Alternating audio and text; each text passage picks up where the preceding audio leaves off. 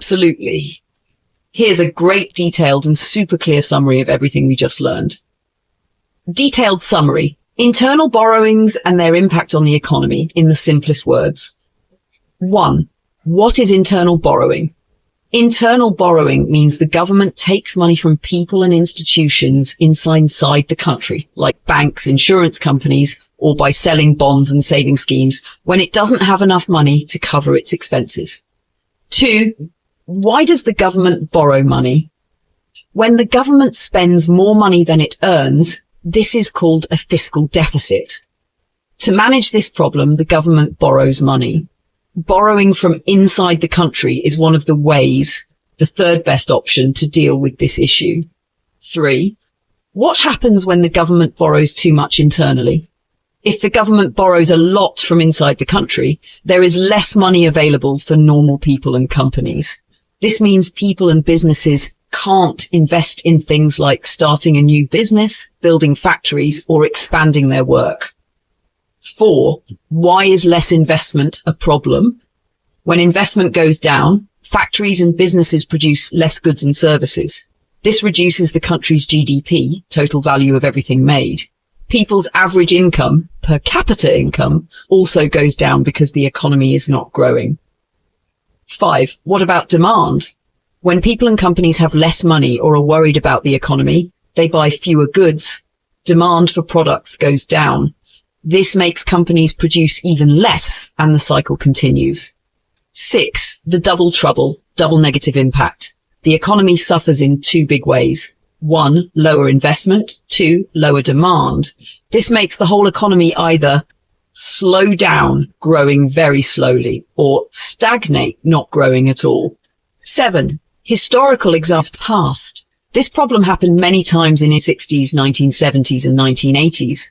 The country faced slow growth, low production, and fewer job opportunities. After the mid-1990s, the situation improved due to economic reforms and better fiscal management. Super simple summary in one sentence. When the government borrows too much money from inside the country, it makes it hard for people and businesses to grow, which slows down the whole economy, just like it happened in India before 1990. Let me know if you'd like RAM flashcards or questions to test your understanding too.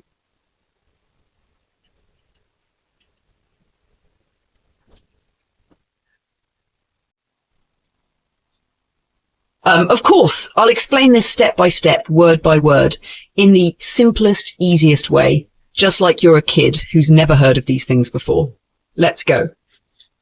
Topic, let's see what it means and why it's risky. 1. What is printing currency? It means the government makes more money, paper notes or coins to use when it doesn't have enough. Imagine the government's wallet is empty, and instead of borrowing or earning, just prints more money to spend. 2. Why would the government print money? The government has to spend on many things, like roads, hospitals, army, and salaries. If it doesn't have enough from taxes or loans, it might print money as a last option, last resort. It's like a person who has no job and no friends to borrow from, so they try to draw fake money to use. 3. But why is it called the last resort? Because it comes with big problems. Let's understand them clearly. Problem 1. The government can't use printed money for buying from other countries. The world doesn't accept your country's printed money. For example, India cannot pay the USA with freshly printed Indian rupees. For bonds from outside, like oil, machines, etc., countries need foreign currency like US dollars or euros. So printing more Indian rupees doesn't help with foreign. Problem 2, it causes inflation. Prices go up. Let's say you have 10 chocolates in a shop and suddenly everyone has more money printed by the government. 50 people come to buy those same 10 chocolates. The shopkeeper raises prices because more people are chasing the same things. Chocolate that was Rs 10 becomes Rs 20 or more. This is called inflation, when the value of money goes down, and India did this a lot in the 1970s, and the result was double-digit inflation. Prices kept rising very fast. Problem 3, vicious cycle of spending and printing. Let's break this down simply. 1. Government prints money. 2, prices go up, inflation. 3, government workers say, things are more expensive now, please raise our salaries. 4, government raises. 5, this means the government now needs more money again. 6, so it prints even more money. 7, prices rise even more. This cycle repeats again and again, like being trapped in a loop. This is called a vicious cycle, a bad loop that's hard to stop. So what should the government do? The government has 3 main options to manage its deficit, the gap between income and spending. 1, borrow money from others, internal borrowing. 2, sell assets or raise taxes. 3, print money, last option. It chooses based on what's available, how much is needed, what will cause the least harm to the economy. Super simple summary in 1 sentence. Printing more money seems easy, but it can hurt the economy badly by raising prices, making everything costly, and starting a never-ending loop of printing and spending. So governments use it only when they have no other choice. Would you like a simple drawing, flashcards or quiz questions to help you remember this better?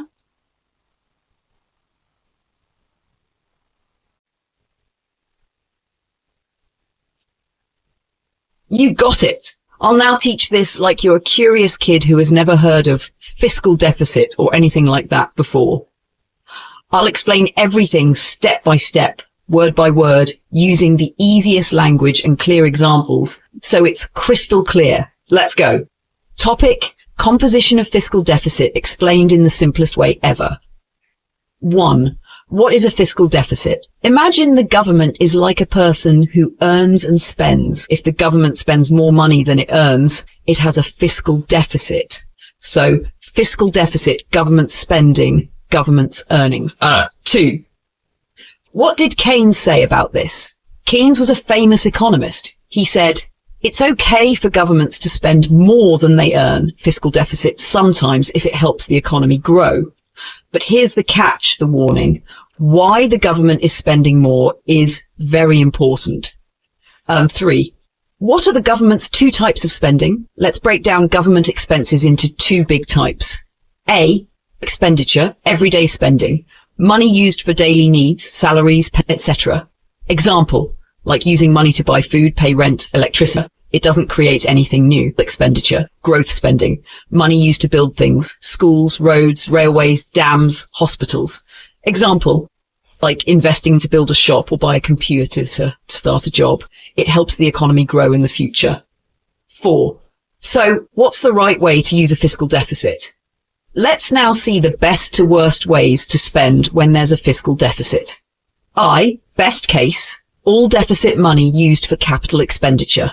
This means government spends extra money only on building new things like roads, railways. It doesn't spend anything on revenue stuff like salaries or food. This is the best use of deficit because it helps the country grow in the future. Second best, some revenue spending, mostly capital expenditure. This means government spends a little bit on regular things, revenue, but spends a lot on growth things, capital. It's still okay, but the revenue spending should be reduced soon.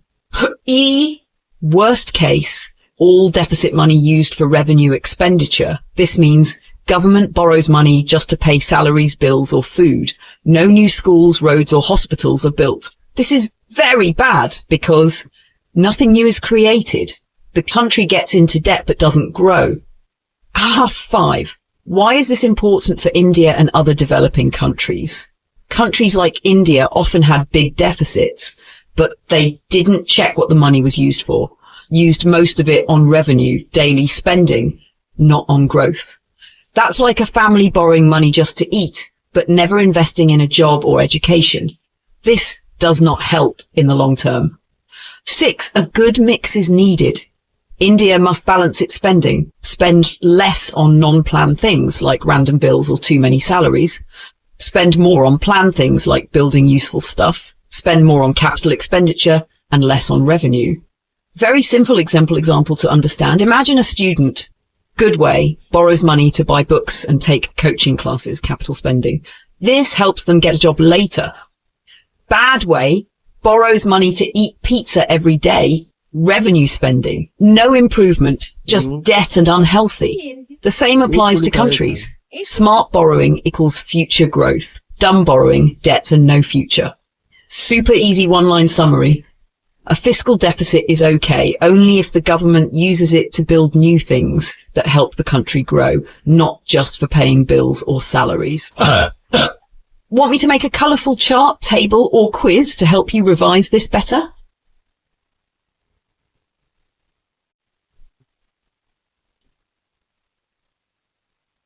Sure. Here's the same explanation paragraph form, written in the simplest and clearest way as if teaching a young child with no knowledge at all. Fiscal policy means the way the government uses money to help the country. It is like how parents plan and manage money in a family. Just like parents decide how much to spend, save or give to children, the government decides how much money to collect through taxes and how much to spend on things like schools, roads, hospitals and help for poor people. This full plan of collecting and spending money is called fiscal policy. There are two main parts of fiscal policy. One is government spending, which means using money to build things and help people. For example, when the government builds a bridge, it gives jobs to workers. These workers earn money, spend it in shops, and help other people earn too. This makes the whole economy grow. The second part is taxes, which is the money the government collects from people and businesses. For example, when someone buys a toy, a small amount of money, tax, goes to the government. That money is then used for good things like schools and roads. The government uses fiscal policy to keep the economy healthy. If the economy is doing badly, like people losing jobs or shops closing, then the government spends more and lowers taxes. This gives people more money to spend, which helps the economy grow again. On the other hand, if prices are rising too fast, inflation, the government may spend less or raise taxes to slow things down. This keeps prices under control. A very smart man named John Keynes first gave this idea. Before him, people believed that governments should not interfere in the economy. But Keynes said that governments must help when the economy is in trouble. His ideas changed the way countries manage their economies. Now, most governments use fiscal policy to help their people and control the economy. In simple words, fiscal policy is how the government collects and spends money to make the country stronger, grow the economy, help people get jobs, and keep prices stable. When the economy is weak, it spends more. When the economy and prices rise, the government spends less. Just like a driver uses the brake and accelerator to control a car, the government uses fiscal policy to control the economy. Let me know if you'd like this turned into a short story, comic, or infographic too.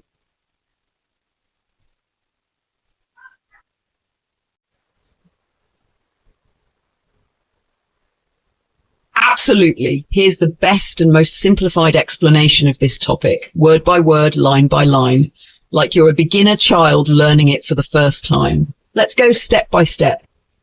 Ash, what is fiscal policy? Fiscal policy is how the government uses money to help the country's economy. The government does two main things. One, it spends money. This is called government expenditure. Two, it collects money from people and companies. This is called taxes. The goal of fiscal policy is to make the economy better, to help the country grow, more people get jobs, and more people earn money and invest. How do taxes affect the economy? Let's say you earn 100 rupees, but you have to give 20 rupees as tax to the government. Now you only have 80 rupees to spend or save. This shows how taxes affect your income. Let's break it down. 1. Taxes reduce how much money people have to spend. Example, if people have less money, they might buy fewer clothes, less food, or go to fewer movies. This means shops sell less, so they earn less. 2. Taxes affect how much people save and invest. Example, if a business pays high taxes, it may not save enough money to grow, open a new shop, or hire new people. This means less investment and it can slow down the economy. 3. Taxes increase prices. Example, if a company making toys has to pay more tax, it will increase the price of the toy. So taxes can make things cost more. How does government spending affect the economy? The government uses the money it collects from taxes to do important things for the country. There are two main ways the government spends money. One, buying goods and services. This means the government builds things or pays workers. Goods like roads, bridges, trains, airports, hospitals, schools. Services like paying salaries to teachers, doctors, police, and government workers. Example, when the government builds a road, many workers get jobs. Those workers earn money, then spend it in markets. This keeps the economy running. Hannah. 2. Helping people with money. This is called transfer payments. This means the government gives free money without taking any work in return to poor people who can't buy food, unemployed people who don't have jobs, old people who can't work anymore. Example, if an old man gets some money from the government, he can buy food, medicine and clothes. This helps him live better and also helps shops earn money. Yeah, something like... Imagine the government is like the parent. It collects money, taxes from working members, and uses it to build new rooms, roads, schools, pay the cook and nanny, government workers, and give pocket money to younger children who can't work yet, poor or old people. If the parent takes too much money, the kids feel spending. Spends the money wisely, everyone is happy, the house improves, and the family grows strong. Would you like this in a colourful chart or quick memory notes too?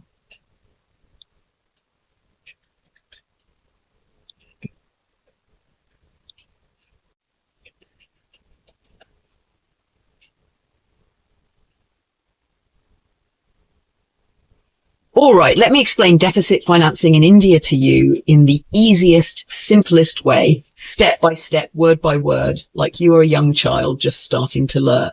What is deficit financing? What is deficit financing? Let's start with the meaning. Imagine your mom needs 100 rupees every month to run the house. Only has 80 rupees, 20 rupees that she doesn't have is called a deficit. If she borrows that 20 rupees or prints it, it's called deficit financing. So deficit financing means the government spends more money than it earns, and to cover the extra money borrows or print new money. Why did India use deficit financing? Let's go back in time. 1. India after independence, 1947. India was newly free and very poor. The government wanted to build schools, roads, factories, and help people live better lives.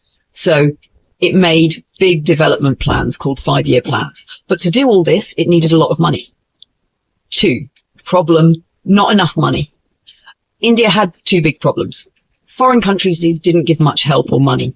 Inside India, collect enough money either. Why? Here's why. People didn't pay enough taxes. Most banks were privately owned and weak. People didn't save money in banks. So the government didn't have enough money to follow the plans. What did the government do? In the late 1960s, the government started using deficit financing. That means it started spending more than it earned. It borrowed more money, and sometimes it even printed new money through the Reserve Bank of India.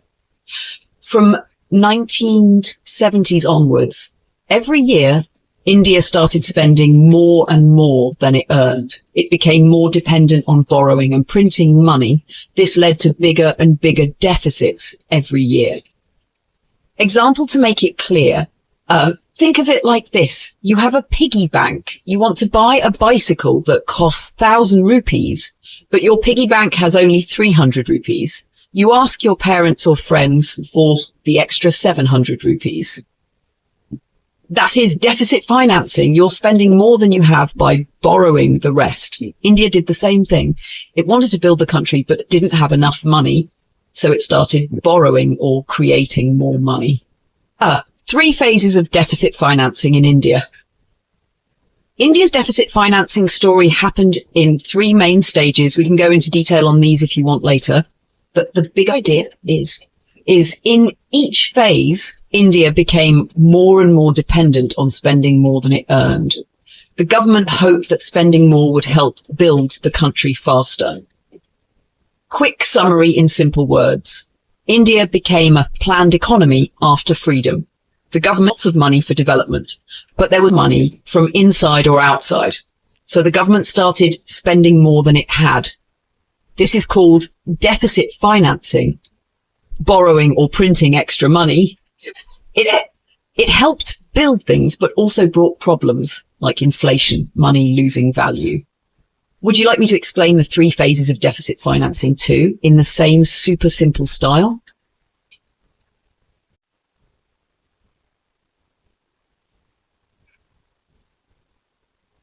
Sure. Let me explain the first phase, 1947 to 9, financing in India, in the most simple, clear, and step-by-step way, just like teaching a young child.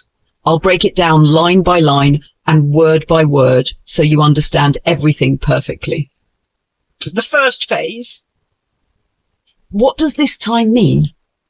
This was the early period after India got independence from 1947 to 1970.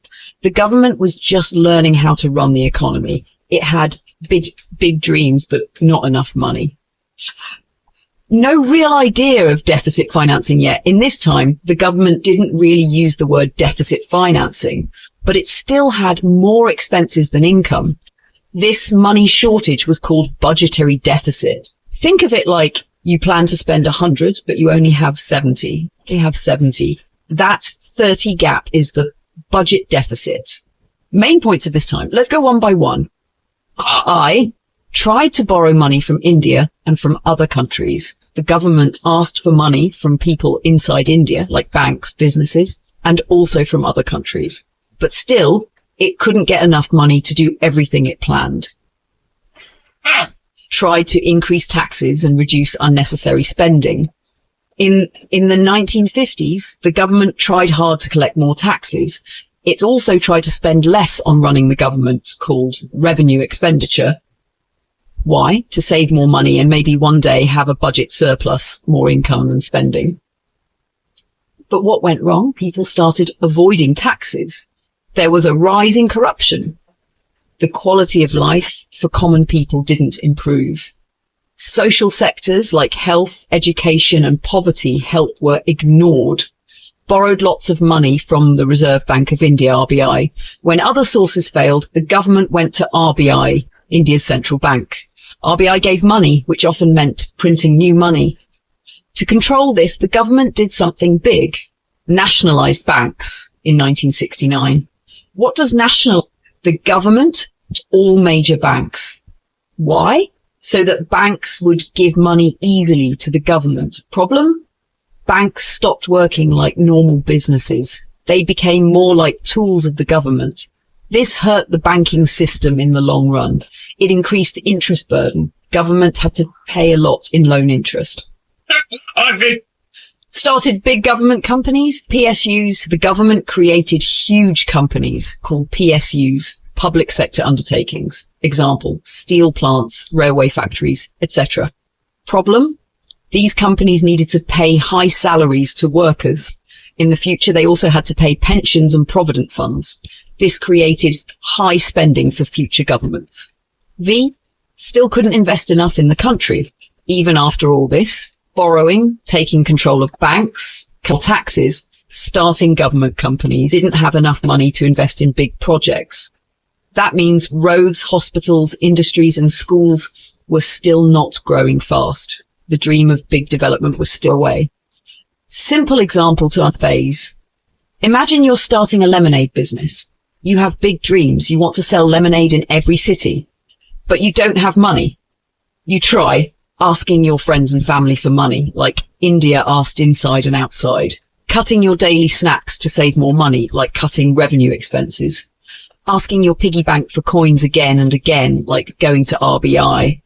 You take your cousin's savings jar and use it, like nationalizing banks. You hire lots of cousins to work for you and promise to pay them forever, like creating PSUs. But still, you don't earn enough. You don't sell enough lemonade. Your dream is still not fulfilled. In the simplest summary, India had big dreams after freedom, but it didn't have enough money. It tried many ways to get money, taxes, loans, banks. It also started big government companies, but still it couldn't invest enough in development. The money problems continued. Would you like me to explain the second phase next in the same simplest way?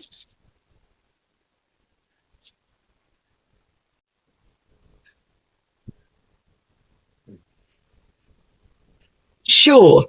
Here's the entire explanation of the second phase, 1970 to 1991, converted into a clear, simple paragraph form using the easiest language possible. From 1970 to 1991, India entered a phase called deficit financing, where the government kept spending more money than it earned. To cover this extra spending, the government kept borrowing money every year. This led to a very serious financial crisis by 1991. During this time, the government focused heavily on making and expanding public sector units, PSUs, which are companies owned by the government. While countries like China and others in Southeast Asia were moving toward privatization, letting private people run businesses, India continued to build more PSUs. These PSUs increased the government's expenses because they needed money to run, pay salaries, and manage pensions. Many old PSUs were already causing problems. They hired too many people unnecessarily, spent too much money, didn't care about profits, and were badly managed. As a result, which led to more borrowing and rising corruption. The government also failed to control the fast-growing population and could not create enough jobs. To help people, it gave out more and more subsidies, free or cheap goods and services, which became too expensive to manage. Job programs either didn't work well or were used just for political gain. Government planning was done only at the central level in New Delhi, ignoring what local people needed. This made frustrated and angry, leading to the rise of extremist groups, violence, and law and order problems. Police and courts became overburdened and slow. Most of the government's planned spending went into PSUs, but these companies were not making profits. So instead of being useful investments, this spending became a waste, known as non-plan or non-productive expenditure. Because of all this, constant borrowing, poor planning, rising costs, and bad investments, India reached a point in 1991 where it had no money left to run the country. This led to a major economic crisis, and India had to change its economic policies completely. Let me know if you'd like the third phase explained this way too.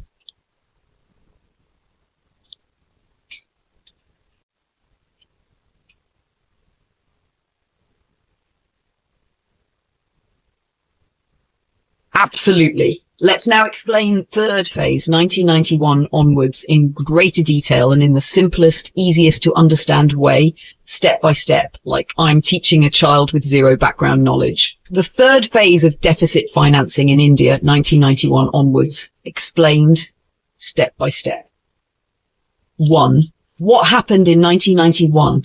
In 1991, India had very little money left. The government was almost bankrupt. It didn't have enough foreign money, foreign exchange, to buy things from other countries like oil, machines and goods. So the government asked for help from the International Monetary Fund, IMF, which is like a big international bank for countries. 2. IMF gave money, but with conditions. IMF said, we will give you money, but you must make some changes in how you run your economy. One important condition was stop spending more money than you earn. Control your deficit. This meant India had to reduce the gap between how much the government spends and how much it earns. This gap is called fiscal deficit. What is fiscal deficit? Let's say you earn 100 every month, but you spend Rs 120. Then your deficit is Rs 20. The government was doing the same thing, spending too much, earning too little. What changed after 1991? 3. India changed its economic path. Before 1991, the government controlled most of the economy. It ran many businesses, decided prices, and gave jobs. After 1991, India said, we will let private companies and markets grow. The government will step back a little. This is called liberalization, making the economy more free and open. Why was reducing government spending important? Let's understand with an example. There is a limited amount of money in the country. Think of it like a big jar of money. If the government keeps taking a big part of the jar by borrowing, then private companies don't get enough to borrow and invest. This is called crowding out. The government is pushing away the private sector by borrowing too much money. To stop this, the government had to, 1, borrow less, 2, spend less, 3, let private businesses grow. What actions did the government take after 1991? Here's what India did. A. Spend money wisely. The government started looking at where its money goes. It tried to cut down wasteful spending like unnecessary subsidies or loss-making businesses. B. Earn more money. The government improved its tax system so that more people paid taxes honestly, collected non-tax revenue like profits from companies it owned or fees from services. C. Build a better financial system. The government helped make banks stronger, make stock markets more open, let private people and companies easily borrow money to start businesses. This helped reduce the government burden and gave space for private companies to grow. Why was this important? Before 1991, government was running many businesses called PSUs, many of which lost money. Government borrowed too much and paid a lot of interest. There was less money for private companies. After 1991, private businesses were given more space. Government tried to borrow less so that banks could give loans to private companies. In simple words, imagine your house has only one computer. If your dad uses it all the time, your older brother cannot study or work. So your dad says, okay, I'll use it less so you can study too. That's what the government did. It stepped back so the private sector could grow. Let me know if you want this in paragraph form or explained with diagrams, cartoons, or more real life examples. I'm here to help you understand it like no one else ever has.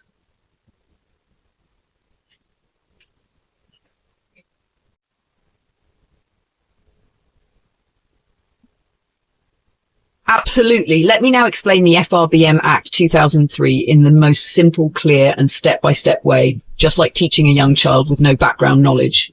I will break everything into tiny parts, use simple words and give examples where needed. Let's begin. FRBM Act 2003 explained like a story for beginners.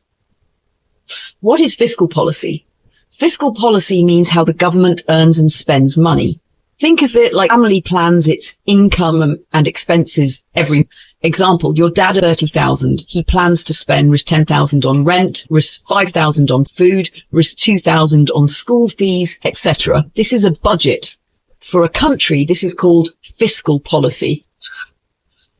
What is the FRBM Act? FRBM stands for Fiscal Responsibility and Budget Management. It is a law made free by the government. The goal was to make sure the government spends money carefully and doesn't take too many loans. Why?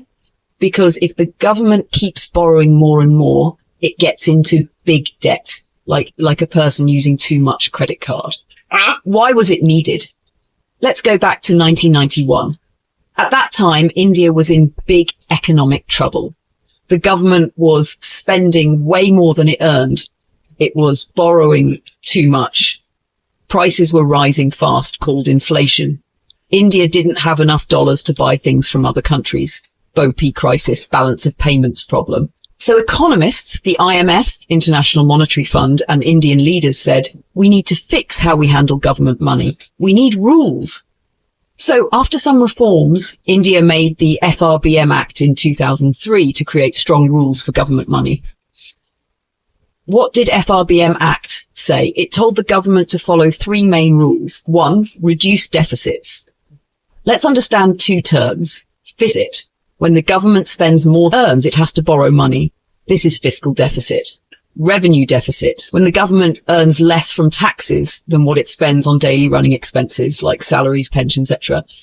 The FRBM Act said government must reduce both fiscal deficit and revenue deficit step by step every year. Goal. Spend only what you can afford. 2, spend money on the right things. The government should not waste money. It should plan. Plan carefully.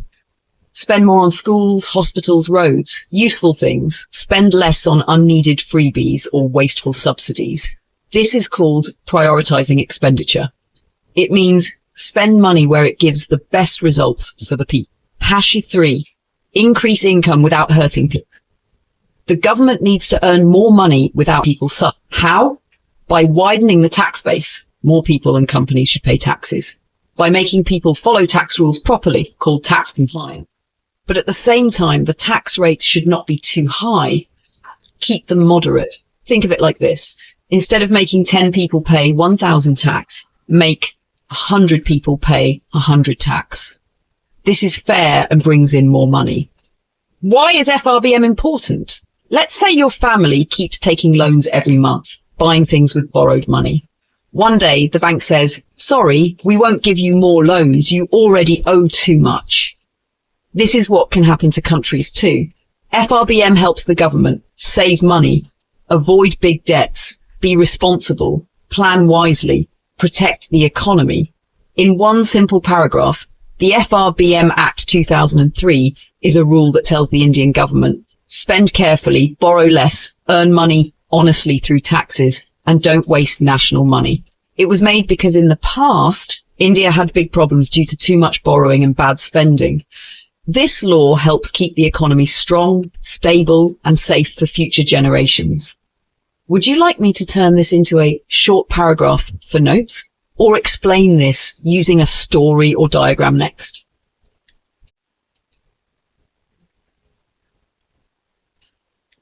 All right, let's break down this part about the FRBM Act 2003, a simple step-by-step way, like you're a young child learning something completely new. I'll explain every idea in these examples and make it super clear. What happened before 2003? 1. Let's start from 1991. In 1991 crisis, the government started fiscal reforms. That means we will try to spend wisely and borrow less. This was like saying, let's fix our pocket money habits and not borrow too much. 2. But there was a problem. Even though the government tried to spend better, it didn't really work. Why? There were no clear rules. No one was legally forced to follow the rules. It was just a good idea, not a law. That's like if your parents say you should do your homework every day. But they don't check. They don't make a rule, and there's no system, so you might forget or skip it. What did the government do then?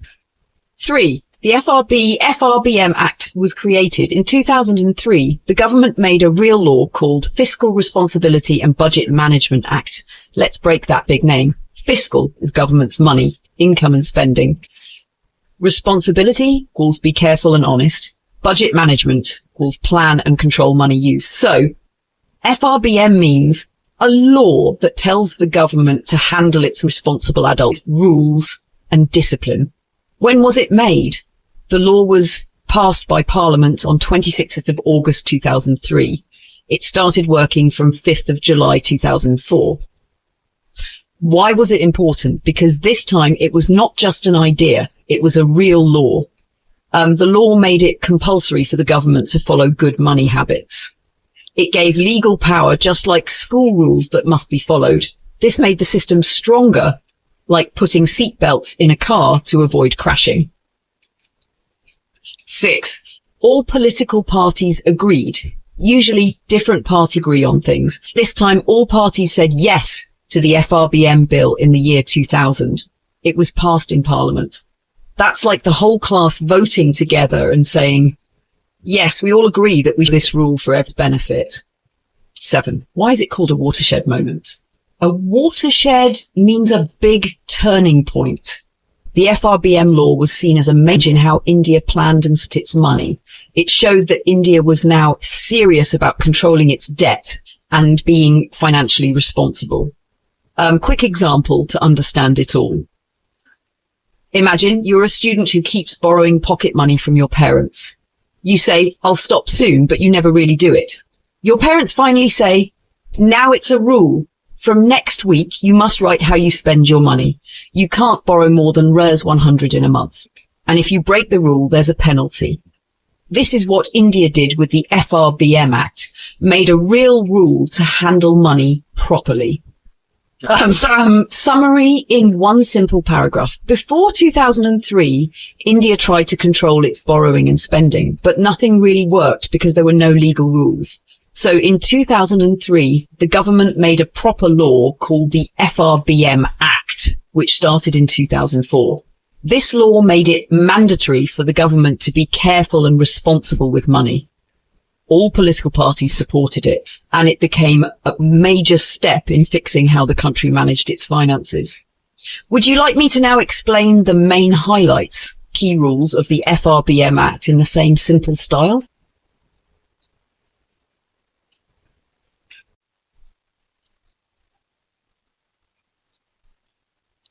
Absolutely. Let's now explain every line of that FRBM rule in super simple step-by-step child-friendly language, as if you have zero background knowledge. I'll give examples, clear meaning of each word, and connect all the dots. Ready? We are learning about the rules of the FRBM Act. Let's go line by line, word by word, in the most detailed and easiest way possible. 1. Go I to take measures to reduce fiscal and revenue deficit so as to eliminate revenue deficit by 31st March 2008, which was revised by the UPA government to March 31st, 2009, and thereafter build up adequate revenue surplus. Let's break this down. Government of India, take measures. Take action or do something. Reduce, make something smaller. Fiscal deficit, government is spending more than it earns. Revenue deficit, of course, government is not even earning enough to cover daily expenses like salaries, schools, hospitals. Simple meaning, the government of India promised we will start fixing our money problems. First, we will stop overspending on daily things. We will remove the revenue deficit completely by March 31st, 2008. But the new government changed the deadline to March 31st, 2009. Then the goal was start saving money after that, like a revenue surplus, extra money left after all spending. 2. Rules to be made under the Act to specify annual targets for the reduction of fiscal deficit, FD, and revenue deficit, RD, contingent liabilities and total liabilities, RD to be cut by 0.5% per annum and FD by 0.3% per annum. Let's break it down. Rules to be made. The government has to write rules on how to do this. Annual targets, goals for each year. Reduction, cutting down. Contingent liabilities, possible future payments, only if certain things happen. Total liabilities equals all the money the government owes or may owe, 0.5%, cut revenue deficit by 0.5% each year. 0.3% per annum equals cut fiscal deficit by 0.3% each year. Simple meaning, the FRBM Act said, every year the government must make small improvements, cut the revenue deficit by 0.5% and fiscal deficit by 0.3% every year. Also, the government must keep an eye on total liabilities, all loans and debts. Contingent liabilities equals extra things the government might have to pay in the future. 3. FD and RD may exceed the targets only on the grounds such as national security, calamity, or on exceptional grounds. Let's explain. Exceed, go over the limit. Targets equals goals. National security, protecting the country, like during war. Calamity equals big disaster, like earthquake, flood. Exceptional grounds, special rare cases, unusual, serious problems. Simple meaning, the government cannot spend more than allowed, except if there is a war or terrorist attack, there is a flood, drought, or big earthquake. Something very unusual and serious happens. Only then it can break the rule and spend more. Gore, I not to borrow from RBI except by ways and means advances, WMAs. Let's explain. Borrow to take money as a loan. RBI equals Reserve Bank of India, like the government's own bank. Ways and means advances, WMAs, very short-term borrowing, like a payday loan. Simple meaning, the law said the government should not keep asking RBI for loans except for small emergency borrowings called WMAs. Why? Because if the government borrows too much from RBI, it could cause inflation. Prices go up fast. High five! RBI not to subscribe to the primary issue of the GOI securities from 2006-07. It means that these government bonds papers will become market-based instrument to raise long-term funds by the government. Let's explain. Subscribe equals buy. Primary issue equals new bonds papers issued for the first time. Government securities equals like IOUs. The government promises to return money with interest. Market-based. Bonds will be sold to banks, companies, people, not just RBI. Simple meaning, Earlier, when the government needed money, the RBI would buy its bonds. But the new rule said from 2006-07, the government must sell bonds in the open market, not directly to RBI. So now, people and companies lend money to the government, not RBI. This makes borrowing more open, clean, and responsible. Steps to be taken to ensure great transparency in fiscal operations. Let's explain. Steps equals actions. Transparency, no secrets, everything is clear. Fiscal operations was how government earns, spends, and borrows money. Simple meaning, the government must be honest and clear about money, how much is coming in, how much is going out. It's like your parents make a rule, you must show your piggy bank to the family every month. 7. Along with the budget and demands for grants, the GOI to lay the following 3 statements before the Parliament in each financial year. Let's explain. Budget equals the plan for spending and earning for 1 year. Demands for grants, asking Parliament for money to run departments. Lay before Parliament, present in front of leaders. Simple meaning, every year when the government shows its budget, it must also give 3 extra papers to Parliament. These papers explain how it plans to manage money wisely. A fiscal policy strategy statement, PSS. What is our strategy plan for using money this year? Example, spend more on schools, less on defence, will cut down on loans. B, medium-term fiscal policy statement. MTF. What is our plan for the next 3 years? Example, this year we'll save RAS 10, next year we'll save 20, the year after is 30. C, macroeconomic framework statement, MFS. How is the economy doing as a whole? What's happening with inflation, interest, growth, etc.? Example, prices are rising slowly, jobs are growing, exports are improving. 8. The Finance Minister to make quarterly review of trends in receipts and expenditure in relation to the budget and place the review before the Parliament. Let's explain. Quarterly, it's every 3 months. Review, check and report. Receipts, how much money came in. Expenditure, how much money was spent. Place before Parliament. Share the report with leaders. Simple meaning, every 3 months the Finance Minister must check how much money we earned and spent, compare it to the budget plan, and share this update with the Parliament. This helps everyone know if the government is doing a good or bad job with money. Ultra simple summary. The FRBM Act is like a money discipline rulebook for the government.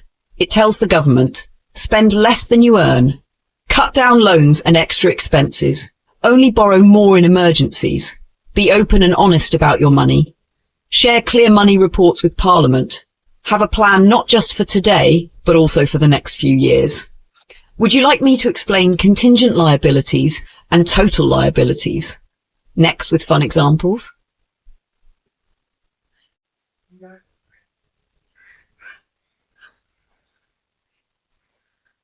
Here is a great detailed summary if you shared, written in the simplest, so that even someone with zero background knowledge can fully understand it.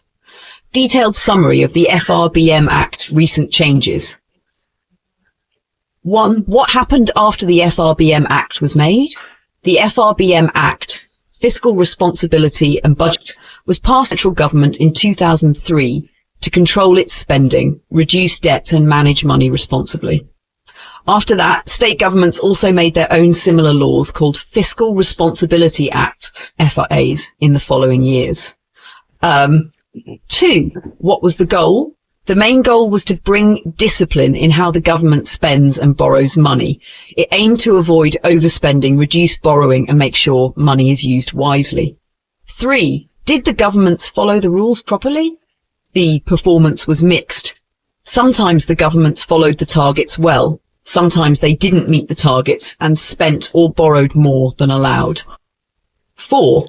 Why did they break the rules sometimes? In many cases, the government spent more money because of emergencies, natural disasters like floods or earthquakes, exceptional situations like war, pandemic, or financial crises. In such times, it was necessary to spend more, even if it broke the rules. 5. Were there any good outcomes? Yes. Many times the government did better than expected. They borrowed less, or they saved more money than the rule required. Sixth final result. Did the act help? Yes, definitely. If the rules were not followed exactly every year, the FRBM Act created awareness and forced the fourth government to think more seriously about how they handle money. It helped bring a culture of financial responsibility into the government system. Example to understand better. Imagine the government is like a teenager with a credit card. Before FRBM, the teen spends too much, borrows more, and never saves. After FRBM, the parents of the law tell the teen to set limits, track expenses, and stay within budget. The teen tries hard, sometimes spends too much during emergencies, sometimes saves more than expected. But overall, the teen becomes more responsible with money. That's what happened with the government too. Would you like a visual summary or flashcards to revise this easily?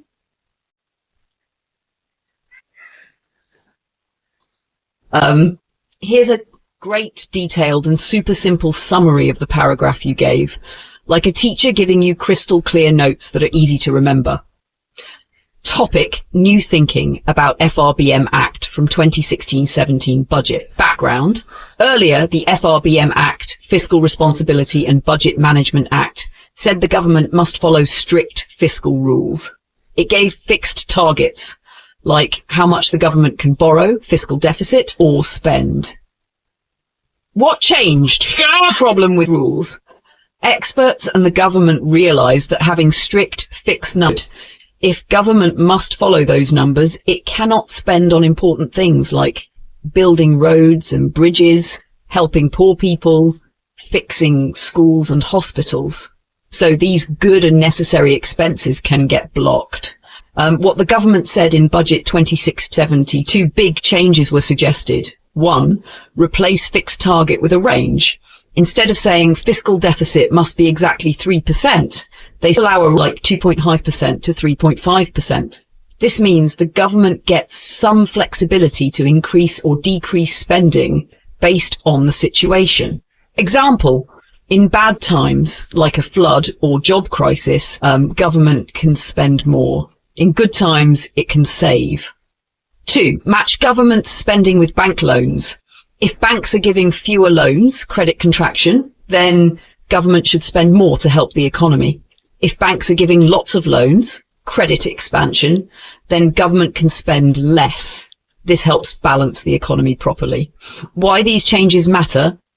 They give the government more freedom to handle real-life situations. It brings smarter and more flexible planning, helps avoid wasting chances to grow just because of strict rules. Conclusion: the FRBM Act was helpful, but a more flexible version is better for today's economy. The government wants to be wise, not just strict, and adjust its spending based on what the country really needs at the time. Let me know if you want this in chart format, story form, or a quiz to test yourself.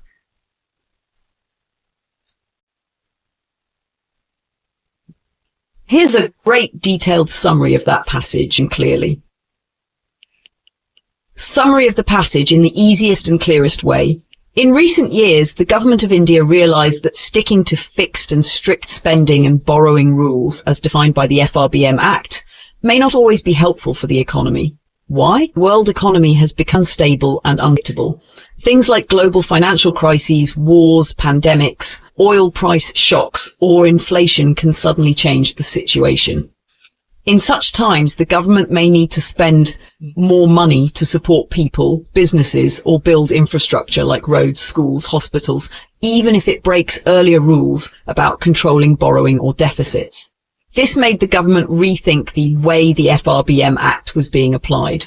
The Union Budget of 2017 openly said, instead of having a fixed number like the fiscal deficit must be exactly 3%, it may be better to have a flexible range, like between 2.5% to 3.5%. This gives the government more space to act depending on what is happening in the economy. The government should also just adjust its spending based on credit flow in the economy. For example, if banks are not giving enough loans, credit contraction, the government may need to spend more to boost the economy. If there is too much lending and overheating, the government may choose to spend less. Because of these new ideas, the government of India in 2016 created a special committee. This committee was asked to review the FRBM Act to see if it should be changed, improved, or made more flexible for modern-day challenges. Key points for quick recall. The world economy is now more unstable and unpredictable. The FRBM Act, with its strict targets, may stop good and needed spending by the government. In Budget 2017, India proposed flexible range-based targets instead of fixed numbers, adjusting government spending with credit flow in the economy. A committee was formed in 2016 to review and possibly update the FRBM Act. Would you like a visual chart or memory trick to help remember this better?